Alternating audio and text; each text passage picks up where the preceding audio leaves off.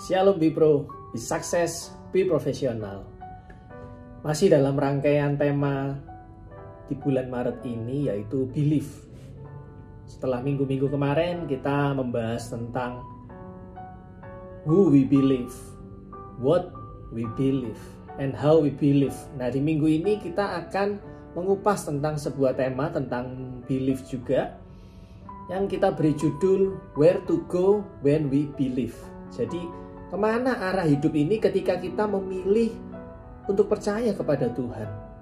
Kita mau mengupas dari satu ayat, yaitu di kitab Yeremia pasal yang ke-17 ayat yang ke-7 dan 8. Diberkatilah orang yang mengandalkan Tuhan, yang menaruh harapannya pada Tuhan.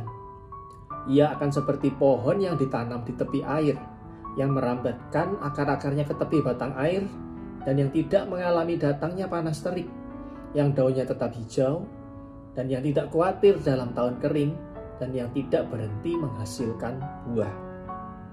Kalau kita amati dengan seksama lebih dalam lagi, rangkaian dua ayat ini kalau kita jadikan sebagai satu kesatuan, maka ayat ini dimulai dengan kata diberkatilah, atau kata dasarnya berkat.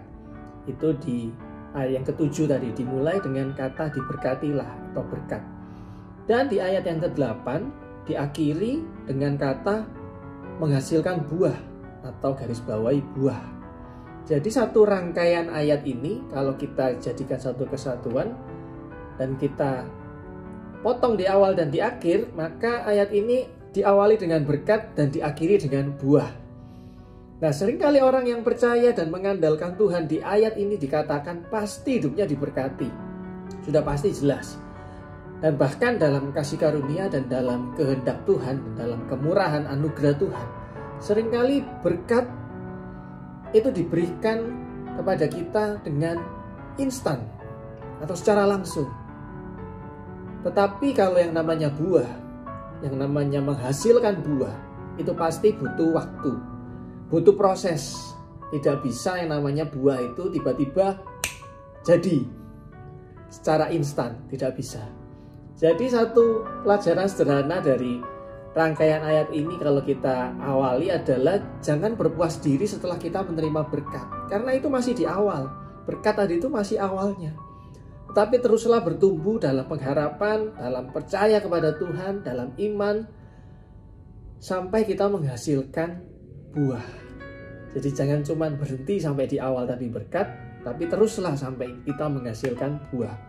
Nah, sebab itu dalam perenungan kali ini saya lebih memilih untuk menggunakan kata buah. Where to go when we believe. Apa sih buah dari hidup yang percaya kepada Tuhan? Catat poin yang pertama untuk kita renungkan bersama-sama, buah kemenangan. Dalam Yeremia 17 ayat yang ke-8 tadi mengajarkan pada kita satu prinsip sederhana mengenai hidup yang berkemenangan. Kok bisa? Bagian yang mana? Coba kita kupas ya. Ayat 8. Ia akan seperti pohon yang ditanam di tepi air. Ia di sini adalah tadi yang diomong di ayat 7, yaitu orang yang mengandalkan Tuhan, yang menaruh harapannya kepada Tuhan. Jadi orang percaya di sini digambarkan sebagai pohon. Dan pohon itu ditanam tidak jauh di tepi air. Air kalau kita baca di firman itu sering diidentikan dengan sumber kehidupan. Siapa sumber kehidupan kita? Tidak lain adalah Tuhan itu sendiri. Jadi orang percaya ditanam itu tidak jauh dari hadirat Tuhan. Pohon ditanam tidak jauh di tepi air. Orang percaya ditanam tidak jauh dari hadirat Tuhan.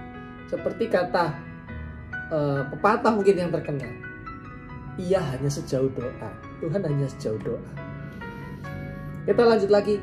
Ia akan seperti pohon yang ditanam di tepi air, yang merambatkan akar-akarnya ke tepi batang air. Nah, akar yang saya tahu itu kebanyakan, mayoritas itu selalu berada di bawah tanah. Jarang ada tanaman yang akarnya di atas tanah. Kebanyakan pasti di bawah tanah. Dan Kalau di bawah tanah itu tidak bisa melihat cahaya terang. Cahaya nggak bisa tembus ke dalam, jadi gelap. Tapi akar itu terus bergerak. Akar tidak pernah putus asa. Akar tanaman itu tidak pernah mengalami yang namanya trauma. Ia terus bergerak hingga ia menemukan yang namanya saluran air atau sumber air tadi. Dari sana dia bisa mendapat kehidupan untuk pohon tadi secara utuh. Di sini diajarkan bahwa kita harus belajar untuk mengatasi, menang atas segala situasi hidup kita. Terutama ketika kita tadi ada di dalam gelap. Seperti akar tadi, di dalam gelap, di bawah tanah. Tidak ada yang melihat, tapi kita dalam pergumulan. Maka teruslah bergerak dalam iman, dalam pengharapan. Sampai kita menemukan sumber air pertolongan kita. Sampai kita menemukan sumber air hidup kita, yaitu Yesus itu sendiri. Saya lanjut lagi ke potongan kalimat berikutnya adalah, dan yang tidak mengalami datangnya panas terik. Kalau di beberapa versi saya perdalam, ini bukannya tidak mengalami begitu ya, tapi dia feel confidence, dia nggak takut untuk mengalami datangnya panas terik itu. Dia yakin dia pasti bisa mengatasi datangnya panas terik itu. Yang daunnya tetap hijau, berarti tetap optimis. Dan yang tidak khawatir dalam tahun kering, yang tidak berhenti menghasilkan buah. Jadi menang atas kondisi yang menekan jiwa kita, atas stres. Stres itu mungkin terjadi, tapi bagaimana kita merespon daripada stres itu sendiri. Karena ya ada pepatah juga yang berkata, stres itu sahabatnya dengan sukses. Gak ada orang sukses gak pakai stres, pasti ada stresnya. Kemampuan kita untuk mengatasi layer-layer stres itu menentukan kemampuan seberapa jauh juga kita akan melambung untuk sukses. Nah, karena itu kita pilih untuk hidup kita percaya kepada Tuhan. Kenapa? Karena Tuhan yang memegang kendali atas segala musim di hidupnya kita. Jadi ayat 8 ini mengajarkan bahwa kalau saya simpulkan, hati dan tangan kita itu kita serahkan sepenuhnya kepada Tuhan. Maksudnya gimana? Hati kita percaya penuh pada kedaulatan Tuhan, bahwa Tuhan yang memegang kendali atas segala kondisi, segala keadaan, segala skenario dalam hidup kita. Hati kita percaya penuh akan hal itu. Dan tangan kita itu juga bekerja penuh untuk mengerjakan apa yang ada di depannya kita. Jadi hati yang percaya ditambah dengan tangan yang bekerja, itu sama dengan prinsip buah kemenangan. Buah yang pertama yang akan kita petik tadi. Apalagi buah yang kedua adalah buah pengenalan. Pengenalan yang lebih dalam akan pribadi Kristus. Loh, kok buahnya habis buah kemenangan, buah pengenalan ya? Kok nggak ada yang nyerempet-nyerempet dengan hasil yang ya berkat, hasil yang yang material lah istilahnya. Memang saudara, hari ini saya nggak bicara sama sekali yang tentang materi sama sekali. Bahkan saya memberikan satu perenungan yang satu kalimat, satu statement iman yang selama ini begitu melekat dalam hati saya dan pengalaman pribadi saya. Mungkin 2 tahun terakhir adalah hal-hal masa-masa yang cukup, masa yang gelap, masa yang kelam yang harus saya alami, yang harus saya lewati. Jadi ada satu statement yang mau saya bagikan, dan ini benar-benar menjadi berkat buat saya mengenai buah pengenalan. Ujung daripada iman kita bukanlah hanya sekedar sebuah jawaban doa, bukan juga sebuah mujizat, tapi ujung dari iman kita adalah pengenalan yang lebih dalam akan pribadi Tuhan. Saya ulangi sekali lagi.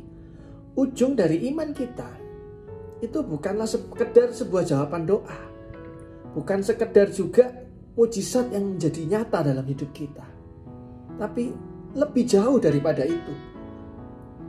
Ujung daripada iman kita adalah kita mengenal pribadinya lebih dekat, lebih dalam, lebih baik lagi. Sehingga saat kita mengenal pribadinya Tuhan, semakin kita juga peka dan mengerti apa kehendaknya, apa yang Tuhan kehendaki atas hidup kita. Jadi karena semua jawaban doa, semua mujizat yang terjadi, semua wish atau semua keinginan yang kita naikkan ke hadirat Tuhan, seandainya itu tidak menjadi kenyataan pun, itu bukan menjadi kewajibannya Tuhan buat menjawabnya, tapi itu menjadi haknya Tuhan. Apakah dia mau menjawabnya atau memberikan sekarang atau besok atau lain waktu atau say no, itu haknya Tuhan, bukan kewajibannya sama sekali.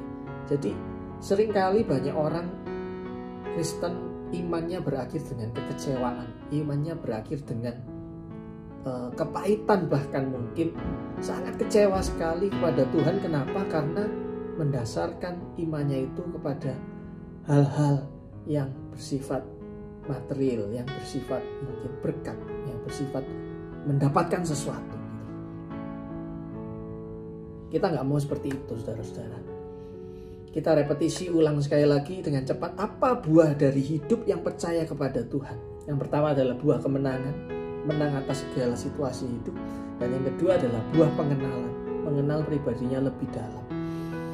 Dua hal ini, saudara, saya berdoa ini menjadi buah yang manis yang bisa kita rasakan dalam sepanjang hidup kita. Terima kasih. Semoga perenungan ini bisa menjadi berkat buat kita semua.